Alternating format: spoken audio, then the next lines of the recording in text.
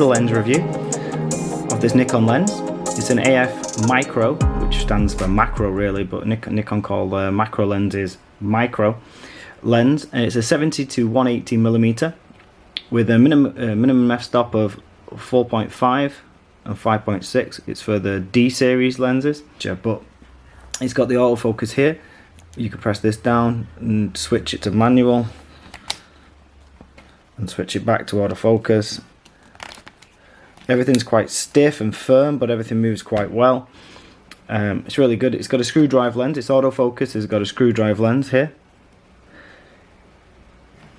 You can see that. There you go. That is wound by the camera body. The camera body has a little thing protruding out of it here, and this will do the autofocus for you. The autofocus on this camera is pretty good for portraiture, but it's very slow. When you're taking shots of insects, if the wind blows and it moves the insects, the autofocus just can't keep up with it. But if it's a non-windy day and you're out taking photographs of big insects, yeah, it's pretty good. You can do it. It's not great, but it's okay. I got some shots of some cabbage butterflies, white cabbage butterflies, with this. It's really good. It's got its own collar here, tripod mount, which is good. It's not too heavy. It's only a kilo, so it's not going to like rip the end off your camera and break it. You can hold it with one hand roughly.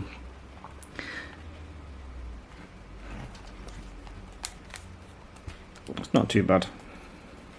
The reason I've done this review is because I was thinking of buying a macro lens. I wanted the 200mm macro lens, which is a prime lens, which has got really good reviews and was one of the best macro lenses you could buy a while ago. I think it was maybe 20 years old, maybe even older.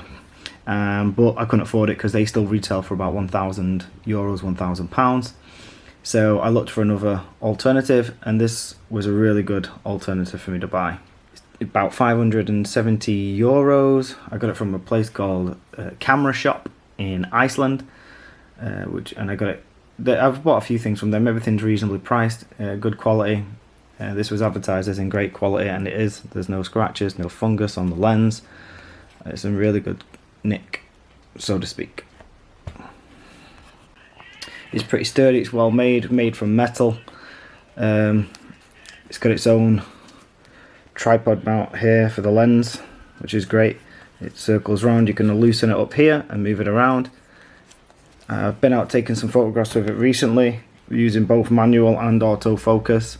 I bought this lens mainly because butterflies seem to be really skittish of macro photography. They just run away all the time, and sometimes the dragonflies in the morning are really active, and because it's a cooler temperature they have more energy and they just tend to fly off if you go near them. So I tried to buy this as a longer lens, and because it's longer, there's a little bit more shake in it as it's when you zoom in to the 180 range. What's interesting is it's got these two dots here. I don't know if you can see these two dots. So these two dots are obviously to let you know what f-stop you're at, and the reason there's two is because once you get halfway on the zoom, it'll flick to the other aperture. So for example, if I set this to 5.6 and 8, when I'm zooming in, once I get to a certain focal length here, it'll switch to 8 and show that on your camera. It's pretty good, but sometimes it gets a bit jittery because if you're right on the cusp of either or, the camera starts having like a fit, and you can't read which one it is. I'll see if I can show you now what it looks like. So as you can see here, it's in the middle. It's about 135 millimeters, and it gets a bit confused as to which focal, which f-stop it wants to use. But apart from that, there seems to be no issue because I've taken some at 135 before, and the photographs come out quite good, to be honest. It's got a limiter on it, so if you want to not do macro photography and you want to limit your distance, you can flick this and do some street photography or some portraiture It's pretty good for portraiture. There seems to be no fringing of any colours. The colours seem to be pretty good and pretty reliable on this. You can get quite close. About 2 inches I think is the minimum you can be to the object you want to take a photograph of, which is really good. It's pretty well made. This clicks so you can feel when it's changed.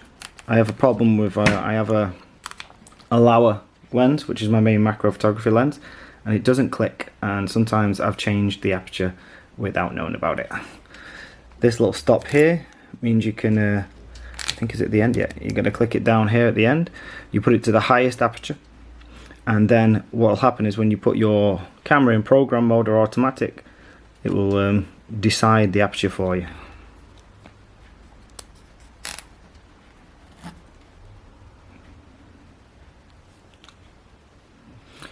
Comes with its own little hood. It's not a very good hood, it's not metal, it's like a cheap plastic which fits on the end here,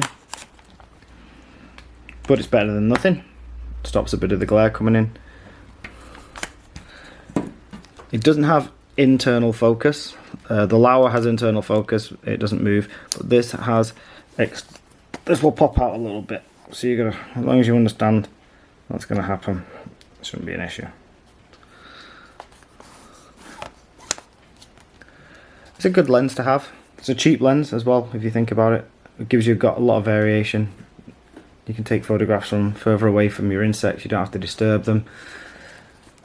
I quite like it. It's got a nice little lens. I took it out today to take some photographs of it. So take some photographs with it. It's not very heavy. I'm holding this with one hand. There's other lenses out there that are a lot heavier than this. You can pretty much hold it with one hand and shoot. It's not too big of a deal. It's a bit long, but most people shoot with a macro lens that's about 100mm. There is other versions, but this is a pretty good solid lens. It's not too heavy, about probably about a kilo, I would say. About a kilo, maybe a bit more.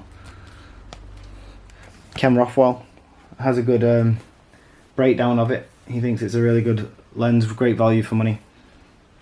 You should definitely try it. If you see one that's for sale, I would definitely buy it.